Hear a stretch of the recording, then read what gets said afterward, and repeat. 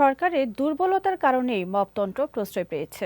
তাই সাংবিধানিক প্রতিষ্ঠানগুলোকে এমনভাবে গড়ে তুলতে হবে যাতে সেগুলো গণতন্ত্রের রক্ষা কবচ হিসেবে কার্যকর ভূমিকা রাখতে পারে। এর পাশাপাশি জাতীয় ঐক্য ধরে রাখতে গণমাধ্যমের ভূমিকা জোরালো করার পরামর্শ দিয়েছেন রাজনীতিবিদ ও গণমাধ্যম ব্যক্তিরা। বিস্তারিত আহসান হাবিবের প্রতিবেদনে। বিএনপির ভারপ্রাপ্ত চেয়ারম্যান তারেক রহমান প্রত্যাবর্তনকে কেন্দ্র করে গণমাধ্যমের সঙ্গে রাজধানীতে মতবিনিময় সভার আয়োজন করে তারেক রহমান স্বদেশ প্রত্যাবর্তন অভ্যর্থনা কমিটি, যেখানে অংশ নেন দেশের বিভিন্ন গণমাধ্যমের উচ্চপদস্থরা। এ সময় গণমাধ্যমের বাক স্বাধীনতার বিষয়টি বারবার উঠে আসে। ভবিষ্যতে যেন এই ধরনের কোনো কর্মকাণ্ড না হয়। রাজনৈতিক শূন্যতা ও মব সন্ত্রাসের কারণে দেশ বিপন্ন সংকটের মুখে পড়ছে, যা থেকে উত্তরণে গণমাধ্যমের ঐক্যের বিকল্প নেই বলে মনে করেন সাংবাদিক সমাজ।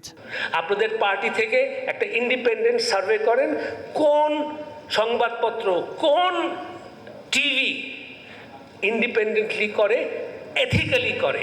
এথিক্স যে দেশে একটা রাজনৈতিক শূন্যতা রয়েছে, চলছে, এটা একটা বিপজ্জনক এবং সেটা বিএনপির জন্যও কিছুটা কঠিন অবস্থা। সরকারও ভুল করতে পারে, সাংবাদিকও ভুল করতে পারে, কিন্তু তার চেয়ে বড় কথা হচ্ছে এই ভুলটা স্বীকার করার সৎসাহস থাকতে হবে। কোনো গণমাধ্যমের উপর হামলা কাম্য হতে পারে না বলে মন্তব্য করেছেন বিএনপির সিনিয়র যুগ্ম মহাসচিব রুহুল কবির রিজভী।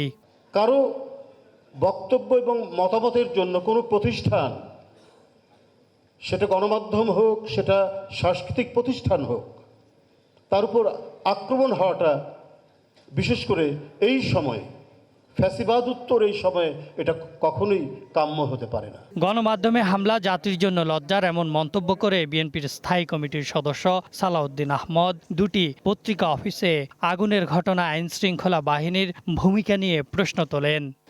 সাংবিধানিক প্রতিষ্ঠানগুলোকে এমনভাবে দাঁড় করাতে হবে যাতে সব সময় সাংবিধানিক প্রতিষ্ঠানগুলো গণতন্ত্রের রক্ষা কবচ হিসাবে কাজ করে। সেই হিসাবে গণমাধ্যমের ভূমিকা, অনেকে এটাকে ফোর্থ স্টেট বলে, তাই না?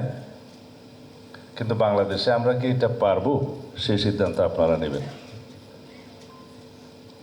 আমাদের সাংবাদিক বন্ধুদের মধ্যে অনেকেরই পলিটিক্যাল এফিলিয়েশন থাকবে, আছে, কিন্তু বাংলাদেশের স্বার্থের বিবেচনায় সবসময় আমরা যেন দেশের পক্ষেই থাকি। 25 ডিসেম্বর দেশে ফিরছেন বিএনপির ভারপ্রাপ্ত চেয়ারম্যান তারেক রহমান। প্রায় 18 বছর পর তার এই প্রত্যাবর্তন স্মরণীয় করে রাখতে চায় দলটি।